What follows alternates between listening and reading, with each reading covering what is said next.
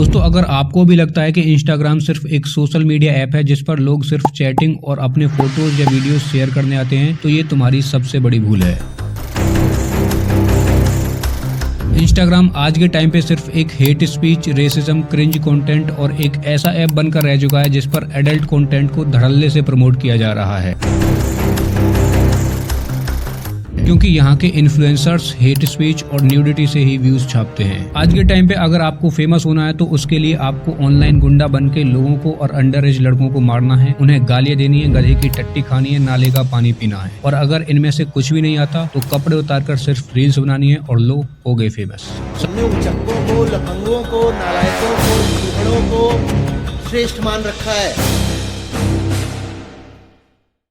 Salahuddin Ayyubi, जो कि Egypt के फॉर्मर सुल्तान थे, उनका कहना था कि अगर आप किसी देश को बिना युद्ध लड़े हराना चाहते हो तो उसकी यंग जनरेशन में एडल्ट्री और न्यूडिटी को कॉमन बना दो। और ये बात हमारे देश की करंट सिचुएशन को बहुत अच्छे से रिप्रेजेंट करती है। अंडर एज गर्ल्स को इस ऐप पर जितना सेक्सुअलाइज किया जाता है उससे पता चलता है कि हमारी सोसाइटी किस डायरेक्शन में जा रही है। गेट रेडी विद मी यानी GRWM ट्रेंड वाली रील्स हम सब के एक्सप्लोर पेज पर आती रहती है। एक टाइम था जब ऐसी रील्स को MMS बोला जाता था, लेकिन आजकल कुछ लड़कियां गेट रेडी के नाम पर रूम में कैमरा लगाकर अपने कपड़े उतार रही हैं और इन्हें भी पता है कि इनकी रील्स देखकर लड़कियां रेडी तो नहीं हो रही बल्कि लड़के इनके कपड़े उतरते हुए देखने आ रहे हैं। और ये बात इनके कमेंट सेक्शन से साफ पता चलती है। लेकिन गलती इनकी भी नहीं है। जरा इन रील्स को देखो, इन पर मिलियन में व्यूज आते हैं। तो जब थोड़ी सी स्किन दिखाने पर इतनी अटेंशन, फेम और पैसा मिलेगा तो कोई क्यों पढ़ाई लिखाई करेगा और क्यों मेहनत करके काम करना चाहेगा। ऐसी रील्स डाल डालकर ये लोग करोड़पति बन गए हैं, सेलिब्रिटी बन गए हैं। मतलब अब तो ये कंफर्म हो चुका है कि इंस्टाग्राम को बनाया ही इस मोटिव से गया है कि जेन जी का कॉर्न हब बन सके, क्योंकि यहाँ पे कोई रिस्ट्रिक्शंस ही नहीं है। यहाँ पे लिटरली कॉर्न के कट सीन्स विद लिंक आपको DM में प्रोवाइड कर दिए जाते हैं। यहाँ पर मैक्सिमम फीमेल क्रिएटर्स अपने व्यूज सिर्फ वल्गर डांस करके ही छापती हैं, क्योंकि उन्हें बहुत अच्छे से पता है कि ठरकी लड़कों की लस्ट को कैसे कैपिटलाइज करना है। और अगर खुद को ऑब्जेक्टिफाई या सेमी न्यूड डांस करके भी व्यूज नहीं आ रहे हैं तो भक्ति का टीका लगा के वल्गर डांस कर लो, उससे तो मिलियन व्यूज कन्फर्म। ये सिर्फ वल्गरिटी पर व्यूज छापते हैं। काफी केसेस में तो ये लोग इतने ज्यादा डेस्परेट होते हैं कि ये अपने MMS खुद ही लीक करा देते हैं। और इन्हीं सारे ट्रेंड्स की वजह से 5 से लेकर 12 साल तक की लड़कियां भी काफी इन्फ्लुएंस हो रही हैं।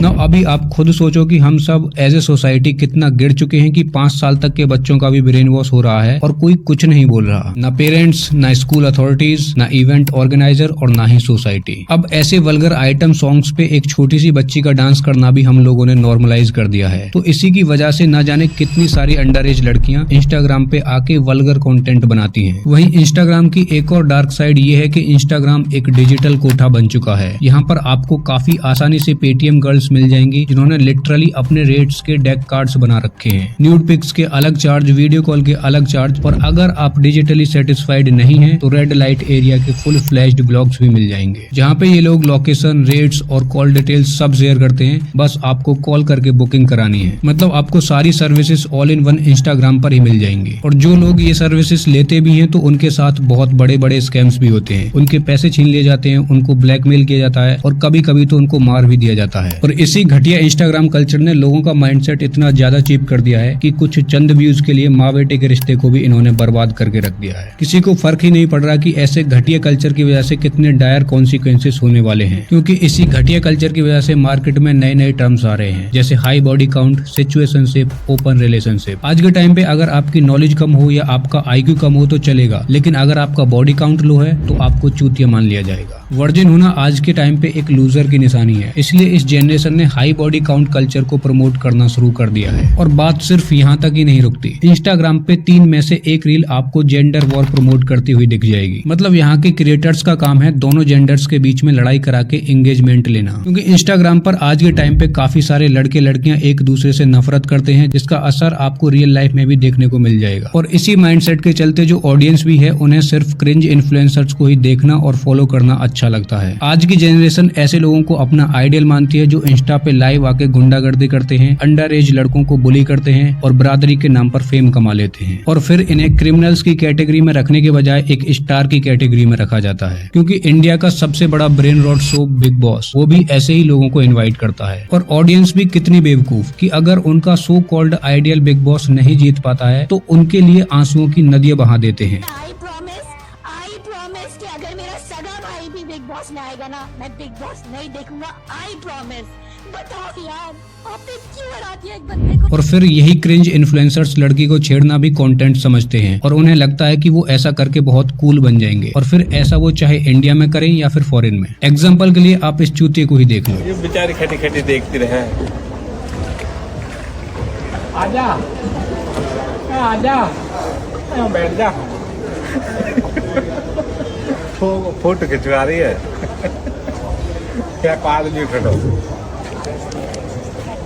ऐसे ही लोगों ने विदेशों में इंडिया की इमेज खराब कर रखी है और सिविक सेंस के नाम पर प्लेन में लाउड स्पीकर पे गाने बजाएंगे। क्यों? सिर्फ बैडमॉस बनने के लिए, क्योंकि 15-15 साल के लौंडों में रोला भी तो जमाना है। तो अब इसका सॉल्यूशन क्या है? तो सबसे पहले इंडियन गवर्नमेंट को भी ऑस्ट्रेलियन गवर्नमेंट की तरह 16 साल से कम उम्र के बच्चों के लिए सोशल मीडिया बैन कर देना चाहिए, या फिर उस पर कुछ रेगुलेशंस लगानी चाहिए ताकि वो इन सब चीजों का शिकार ना हो। फिर बारी आती है ऑडियंस की, क्योंकि ये सारे कंटेंट कोई खुद की मर्जी से नहीं बनाता, बल्कि ऑडियंस की डिमांड पर बनाए जाते हैं। तो अगर ऑडियंस ही ऐसे कंटेंट को एंगेज करना बंद कर दे तो कोई भी क्रिएटर ऐसे कंटेंट नहीं बनाएगा। तो जो भी हो रहा है उसमें ऑडियंस की भी बहुत बड़ी गलती है। तो ऐसे क्रिएटर्स को रिपोर्ट मारो और अनइंटरेस्टेड मार्क करो, इससे आएगा असली चेंज। क्योंकि कमेंट में गाली देके तो उनका फायदा ही होगा और उनकी एंगेजमेंट बढ़ जाएगी। तो ऐसे क्रिएटर्स को सिर्फ बॉयकॉट करो।